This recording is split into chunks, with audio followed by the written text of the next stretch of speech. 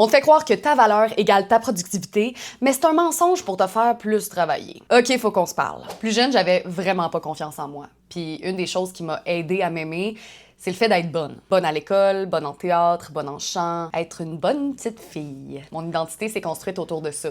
Produire des succès. Être utile, être performante. Le problème avec ça, c'est que quand je produis pas, quand je suis fatiguée, malade ou que je prends juste une pause, je me dis que je suis poche, que je suis rien. Et désormais, avec le travail autonome, je réalise que c'est probablement un de mes plus gros struggles. Je mets pas encore assez de pauses à mon horaire. Donc, quand j'en prends une par accident, alors que je suis censée travailler, je m'en veux tellement que j'en profite même pas. Je scrolle sur mon téléphone en m'en voulant. C'est ni du repos, ni du travail, c'est juste de l'épuisement coupable. Sauf que personne va être productif toute sa vie. On va tous vivre des maladies, des épuisements, des contretemps. Puis si en plus de traverser ces moments-là, on s'en veut, on porte deux poids en même temps.